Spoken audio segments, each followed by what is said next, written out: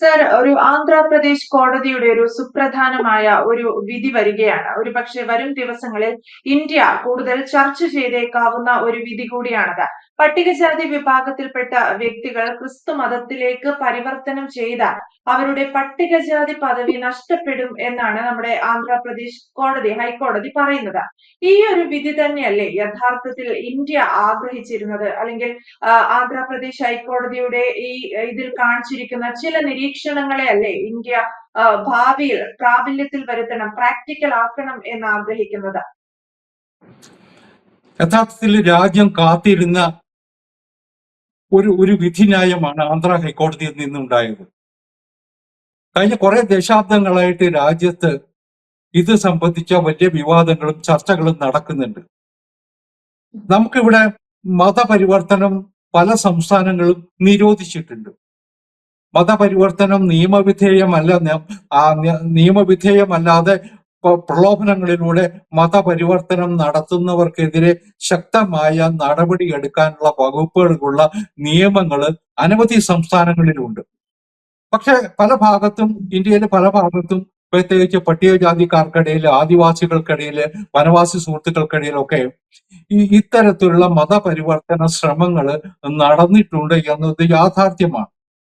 അതില് നമ്മുടെ ഇന്ത്യയിൽ പ്രവർത്തിക്കുന്ന മിഷണറിമാർക്കൊരു റോൾ ഉണ്ടായിരുന്നു. മുസ്ലിം സംഘടനകളും അതിന് ചില പ്രവർത്തനങ്ങൾ നടത്തിയിട്ടുണ്ട്. അതിനൊക്കെ ശേഷം ഇന്ത്യയിലെ പ്രധാനപ്പെട്ട ക്രൈസ്തവ സഭകൾ ഉന്നയിച്ചു വരുന്ന ഒരു വലിയ ആവശ്യമാണ് പട്ടികജാതി പട്ടികവർഗ വിഭാഗങ്ങളിൽ നിന്ന് ക്രിസ്ത്യാനിയായിട്ടും മുസ്ലിമായിട്ടും അതുപോലെ മറ്റു മതത്തിലേക്കും ഒക്കെ പരിവർത്തനം ചെയ്തിട്ടുള്ള ആളുകൾക്ക് പട്ടികജാതിക്കാരുടെയും പട്ടികവർഗക്കാരുടെയും ആനുകൂല്യം ലഭിക്കണമെന്നത്. ഏതാണ്ട് 19 or 20 ഹർജികൾ സുപ്രീം കോടതിയുടെ മുമ്പിൽ അനവധി വർഷമായിട്ടുണ്ട്. അപ്പൊ കഴിഞ്ഞ ഒരു 1.5 വർഷം മുമ്പ് ഈ ഹർജികൾ പരിഗണിക്കാൻ സുപ്രീം കോടതി എടുത്ത സമയത്ത് നരേന്ദ്രമോദി ഗവൺമെന്റ് എടുത്ത ഒരു നിലപാടുണ്ട്. മോഡി ഗവൺമെന്റ് പറഞ്ഞു ഈ കാര്യം സൂക്ഷ്മമായിട്ട് പരിശോധിക്കേണ്ടതുണ്ട്. ഇന്നത്തെ നിലയ്ക്ക് അത്തരത്തിലുള്ള ആനുകൂല്യം പരിവർത്തിത ആൾക്കാർക്ക് കൊടുത്താൽ, മതം മാറിയവർക്ക് നൽകിയാൽ അത് വ്യാപകമായ പ്രതിഷേധത്തിന് പട്ടികവർഗക്കാരിൽ നിന്ന് ഉണ്ടാവാനിടയുണ്ട്. അങ്ങനെയാണ് മോഡി ഗവൺമെന്റ് മുൻ സുപ്രീം കോടതി ചീഫ് ജസ്റ്റിസ് ആയിട്ടുള്ള പട്ടികജാതി വിഭാഗത്തിൽ നിന്ന് തന്നെയുള്ള ജസ്റ്റിസ് KG ബാലകൃഷ്ണൻ അധ്യക്ഷനായിട്ടുള്ള ഒരു കമ്മീഷനെ നിയമിച്ചത്. ഈ കമ്മീഷന്റെ പ്രവർത്തനം മുന്നോട്ട് പോകുന്നുണ്ട്. അവര് കേരളത്തിൽ ഉൾപ്പെടെ വന്നിട്ട് പല വിവിധ വിഭാഗങ്ങളിൽപ്പെട്ടവരിൽ നിന്നുള്ള അഭിപ്രായം തേടുകയും നിവേദനം സ്വീകരിക്കുകയും ഒക്കെ ചെയ്തിട്ടുണ്ട്. പക്ഷെ റിപ്പോർട്ട് ഇതുവരെ സമർപ്പിച്ചിട്ടില്ല. അതിനിടയിലാണ് ആന്ധ്ര ഹൈക്കോടതിയുടെ സുപ്രധാനമായ ഒരു ഉത്തരവ് വരുന്നത്. മതപരിവർത്തനം നടത്തിയവർക്ക് പട്ടികജാതി പട്ടികവർഗക്കാരുടെ ആനുകൂല്യം ക്ലെയിം ചെയ്യാനുള്ള അവകാശമില്ല, അത് അവർക്ക് നിഷിദ്ധമാണ് എന്നുള്ളത്. അത് ഞാനൊക്കെ കാണുന്നത് ഒരു ചരിത്രപരമായ ഉത്തരവാണ് എന്ന് തന്നെയാണ്.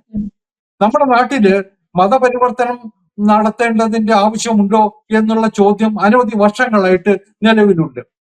പലപ്പോഴും ഞാൻ നേരത്തെ സൂചിപ്പിച്ചതുപോലെ ക്രൈസ്തവ മിഷണറിമാര്, മുസ്ലിം സംഘടനകള്, ഹിന്ദു പ്രസ്ഥാനങ്ങൾ അവരുമുണ്ട്. അവരൊക്കെ തന്നെ ഈ പിന്നാക്ക മേഖലകളില് പാവപ്പെട്ടവരുടെ ഇടയില്, പട്ടിണിക്കാരുടെ ഇടയില് ഒക്കെ സേവന പ്രവർത്തനങ്ങൾ പല വിധത്തിൽ നടത്തുന്നുണ്ട്.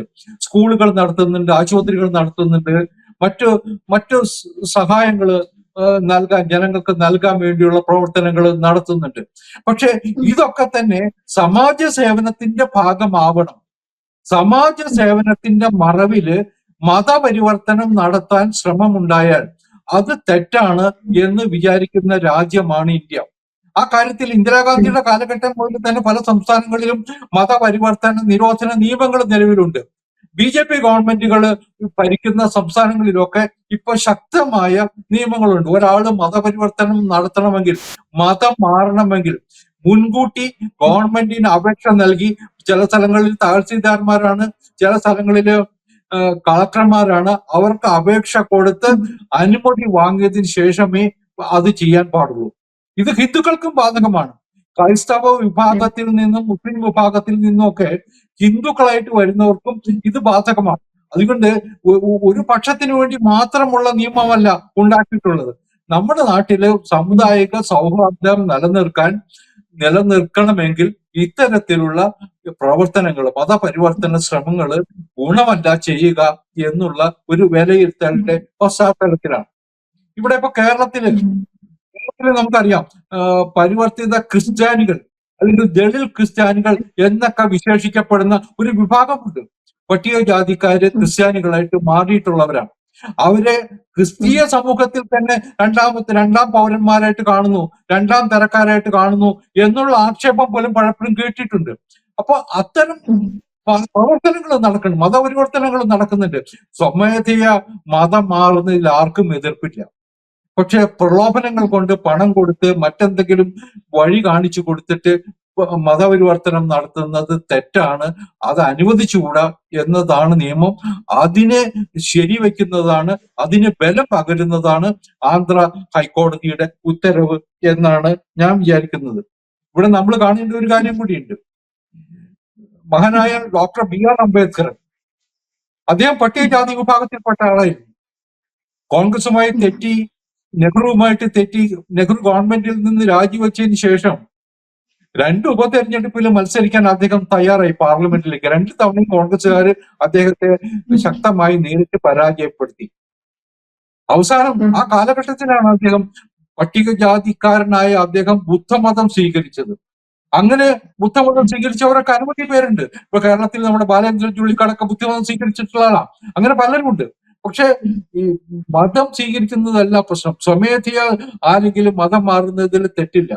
പക്ഷെ മതം മാറിക്കഴിഞ്ഞാൽ അയാൾക്ക് പിന്നെ മുൻകാലങ്ങളിൽ ഏത് മതത്തിലാണോ ഉണ്ടായിരുന്നത് ആ മതത്തിന്റെ ആനുകൂല്യം വേണം എന്ന് അവകാശപ്പെടുന്നത് ശരിയല്ല എന്നതാണ് നിലപാട്. ഇതേ നിലപാട് തന്നെയാണ് ഇന്ത്യയിൽ വിശ്വ ഹിന്ദു പരിഷത്തും RSSും BJPയും ഒക്കെ കൈക്കൊണ്ടിട്ടുള്ളത്. അതുകൊണ്ട് ഈ ആന്ധ്ര ഹൈക്കോടതിയുടെ ഉത്തരവ് ഞാൻ കരുതുന്നത് ഒരു ചരിത്ര സംഭവമാണ്. അതിന്റെ ഇമ്പാക്ട് ജസ്റ്റിസ് KG ബാലകൃഷ്ണൻ കമ്മീഷന്റെ തീരുമാനത്തിലും അവരുടെ നിലപാടിലും ഉണ്ടാകണം എന്ന് തന്നെയാണ്. KG ബാലകൃഷ്ണൻ കമ്മീഷൻ എടുത്ത ഒരു തീരുമാനം അത് എത്രത്തോളം പ്രാബല്യത്തിൽ വരാനാണ് സാധ്യത, അല്ലെങ്കിൽ ആ തീരുമാനത്തിന് ഒരു എതിരഭിപ്രായങ്ങൾ എന്തായാലും ഉണ്ടാകാം. അങ്ങനെയാണെങ്കിൽ സർ, എന്റെ ഒരു ചോദ്യം, എതിരഭിപ്രായം ഉന്നയിക്കുന്നവർ പ്രധാനമായും ചൂണ്ടിക്കാണിക്കാനിടയുള്ള ചില പോയിന്റുകൾ എന്തൊക്കെയാണ്? അല്ല, ജസ്റ്റിസ് ബാലകൃഷ്ണൻ കമ്മീഷൻ അതിന്റെ പ്രവർത്തനം പൂർത്തിയാക്കിയിട്ടില്ല. കേന്ദ്ര സർക്കാരാണ് അദ്ദേഹത്തെ നിയമിച്ചത്.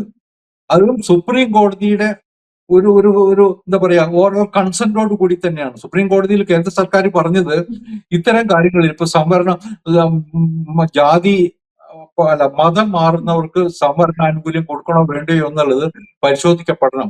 എല്ലാ വിഭാഗക്കാരുടെ അഭിപ്രായം ആരായണം. പട്ടികജാതിക്കാരുടെയും പട്ടികവർഗക്കാരുടെയും നിലപാട് മനസ്സിലാക്കണം. അതിന് ഗവൺമെന്റിന് പരിമിതിയുണ്ട്. അതുകൊണ്ട് ഒരു കമ്മീഷനെ ഞങ്ങൾ വയ്ക്കുന്നു. ആ കമ്മീഷന്റെ റിപ്പോർട്ട് വരട്ടെ. ആ റിപ്പോർട്ടിന്റെ പശ്ചാത്തലത്തില് കോടതിയിൽ ഗവൺമെന്റ് ഒരു നിലപാടെടുക്കാം. അതുവരെ ഈ ഹർജികളിന്മേൽ ഉത്തരവിടാനായിട്ട് സുപ്രീം കോടതി മുന്നിട്ടിറങ്ങരുത് എന്നതായിരുന്നു ആവശ്യം. കാരണം സുപ്രീം കോടതി ഇവർക്കൊക്കെ പട്ടികജാതി, ഈ പരിവർത്തിത ക്രിസ്ത്യാനികൾക്കും പട്ടികജാതി വിഭാഗത്തിൽ നിന്നൊക്കെ മുസ്ലിങ്ങളായിട്ട് മാറിയവർക്കൊക്കെ പട്ടികജാതിക്കാരുടെ ആനുകൂല്യം നൽകണോ എന്നൊരു ഉത്തരവിട്ടാൽ ഇവിടെ നഷ്ടം സംഭവിക്കുന്നത് ആരാ? യഥാർത്ഥത്തില് പട്ടികജാതി പട്ടികവർഗ വിഭാഗങ്ങളിൽ നിന്നുള്ളവർക്കല്ലേ. ഇന്നും പട്ടികജാതിക്കാരായിട്ടും പട്ടികവർഗക്കാരായിട്ടും തുടരുന്നവർക്കല്ലേ. അത് അത് അത് അംഗീകരിക്കാൻ പറ്റില്ല എന്നതാണ് മോഡി ഗവൺമെന്റിന്റെ നിലപാട്. അതുകൊണ്ടാണ് ഞാൻ പറഞ്ഞത് ആന്ധ്ര ഹൈക്കോടതിയുടെ ഉത്തരവ് തീർച്ചയായിട്ടും മോഡി ഗവൺമെന്റിന്റെ നിലപാടിനുള്ള ഒരു അംഗീകാരമാണ്. ഇന്ത്യയിലെ ഹിന്ദു സമൂഹം ആഗ്രഹിച്ചിരുന്ന ഒരു ഉത്തരവാണ് എന്ന് ഞാൻ സൂചിപ്പിച്ചത്. നമ്മുടെ രാഷ്ട്രപതി കാലാകാലങ്ങളിൽ പുറപ്പെടുവിച്ച ഉത്തരവുകളിൽ പ്രതിപാദിച്ചിട്ടുള്ളതല്ലാത്ത മതങ്ങളിലേക്ക് പരിവർത്തനപ്പെട്ടവർക്ക്, അവർക്ക് അങ്ങനെയുള്ള ആളുകൾക്ക് പട്ടികജാതി പദവി അനുവദിക്കുന്ന കാര്യം പരിശോധിക്കുക എന്നുള്ളതാണ് സാറെ സൂചിപ്പിച്ചതുപോലെ കമ്മീഷനെ നിയോഗിച്ചിട്ടുള്ള കാര്യങ്ങളിൽ ഒന്ന്. സർ മറ്റൊന്ന് സാർ ഇപ്പൊ പറഞ്ഞതുപോലെ തന്നെ നിലവിലുള്ള പട്ടികജാതി പെട്ട പദവി നൽകിയിട്ടുള്ള അല്ലെങ്കിൽ നിലവിൽ പട്ടികജാതിയിൽ ഉൾപ്പെട്ടിട്ടുള്ള ആളുകൾക്ക് ഈ പുതിയ പട്ടികജാതി പദവി അവർക്കൊരു പദവി നൽകുമ്പോൾ ഉണ്ടാകാവുന്ന ചില പ്രത്യാഘാതങ്ങളുണ്ട്. അതും കൂടി അന്വേഷിക്കണം എന്ന് കമ്മീഷനെ ചുമതലപ്പെടുത്തിയിട്ടുണ്ട്. സർ എന്റെ ചോദ്യം അങ്ങനെയാണെങ്കിൽ ഇത്തരം ആളുകൾക്ക് പട്ടികജാതി പദവി നൽകുകയാണെങ്കിൽ ഇപ്പോൾ നിലവിലുള്ള ഈ പട്ടികജാതി വിഭാഗക്കാർക്ക് എന്തൊക്കെ പ്രത്യാഘാതങ്ങളാകും നേരിടേണ്ടി വരിക? കാരണം ഈ വിഷയം യഥാർത്ഥ രീതിയിൽ അഡ്രസ്സ് ചെയ്യപ്പെട്ടിട്ടില്ല. നിലവിലുള്ള ആളുകൾക്ക് എന്ത് ബുദ്ധിമുട്ടുണ്ടാകും എന്നുള്ളതിനെ പറ്റി ആരും പറഞ്ഞു കേട്ടിട്ടില്ല. അതുകൊണ്ട് കൂടിയാണ് ഞാൻ ചോദിക്കുന്നത്. ഇവിടെ രണ്ട് കാര്യങ്ങളാണ്. ഒന്ന്, പട്ടികജാതി വിഭാഗത്തിൽ നിന്ന് ക്രിസ്ത്യാനികളായിട്ടോ മുസ്ലിങ്ങളായിട്ടോ അല്ലെങ്കിൽ മറ്റേതെങ്കിലും മതത്തിലോ ചേർന്നിട്ടുള്ള ആളുകൾക്ക് പട്ടികജാതിക്കാരുടെ സംവരണം കൊടുത്താൽ അത് യഥാർത്ഥ പട്ടികജാതിക്കാർക്കുള്ള അവകാശങ്ങളുടെ മേലുള്ള കടന്നുകയറ്റമാവും. അവർക്ക് കിട്ടേണ്ട ആനുകൂല്യം മറ്റുള്ളവർ കൈയടക്കുകയാണ് ചെയ്യുന്നത്. പട്ടികജാതി വിഭാഗം എന്ന് പറയുന്ന ആൾക്കാർക്ക് കിട്ടേണ്ടുന്ന ആനുകൂല്യം ആ വിഭാഗത്തിൽ നിന്ന് മാറിയവർ കൈയടക്കുന്ന വന്നാൽ അത് പട്ടികജാതിക്കാർക്കുണ്ടാകുന്ന നഷ്ടമല്ലേ.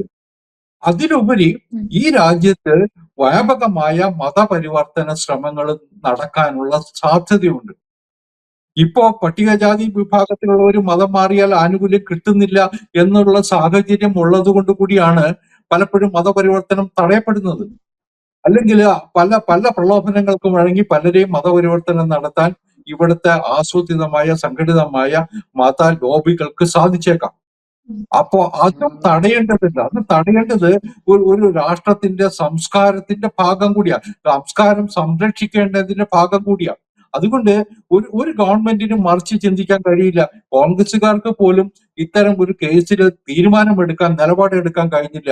അത് പട്ടികജാതി വിഭാഗത്തിന്റെ പട്ടികവർഗ വിഭാഗത്തിന്റെ ശക്തമായ എതിർപ്പ് ക്ഷണിച്ചു വരുത്തും രാഷ്ട്രീയ നേതൃത്വം എന്നതുകൊണ്ട് തന്നെയാണ് കോൺഗ്രസുകാർക്ക് പൊതുവെ ക്രൈസ്തവ മത മേലധ്യക്ഷന്മാരോടും മതത്തോടും ഒക്കെ ആഭിമുഖ്യം എന്ന് പുലർത്തിയിരുന്ന കോൺഗ്രസുകാർ പോലും ഇക്കാര്യത്തിൽ ഒരു തീരുമാനം എടുക്കാതിരുന്നത്.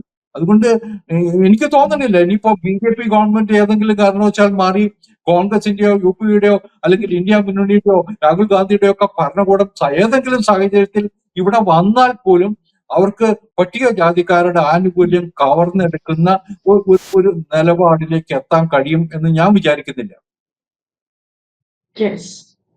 അതാണ് പട്ടികജാതി വിഭാഗത്തിൽപ്പെട്ട ആളുകൾ മറ്റേതെങ്കിലും മതത്തിലേക്ക് പരിവർത്തനം ചെയ്താൽ അവരുടെ പട്ടികജാതി പദവി നിലനിർത്താൻ സാധിക്കുമോ, അതുമല്ലെങ്കിൽ അതുണ്ടാക്കാവുന്ന പ്രത്യാഘാതങ്ങൾ എന്തൊക്കെയാണ് എന്നതിനെ കുറിച്ചൊക്കെ പഠിക്കാൻ വേണ്ടി കഴിഞ്ഞ വർഷം, അതായത് ഏകദേശം ഒരു വർഷത്തോളമായി KG ബാലകൃഷ്ണൻ കമ്മീഷനെ നമ്മളെ കേന്ദ്ര സർക്കാർ നിയോഗിച്ചിട്ട് 2024 ജൂലൈ മുതൽ KG ബാലകൃഷ്ണൻ കമ്മീഷൻ ഇതിന്റെ ഒരു തെളിവെടുപ്പൊക്കെ നടത്തിക്കൊണ്ടിരിക്കുകയാണ്.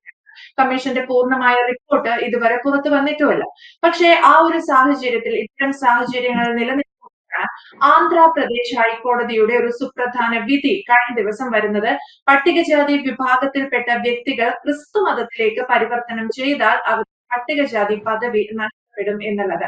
എന്തായാലും ഹരിദാസ് സാർ സൂചിപ്പിച്ചതുപോലെ വരും ദിവസങ്ങളിൽ ഒരുപക്ഷെ ഇത് ഒരു കൂടുതൽ ചർച്ചകളിലേക്ക് നീങ്ങിയേക്കാം എന്ന് കരുതുന്നു. എന്തായാലും വ്യക്തമാണ് sir. Thank you so much.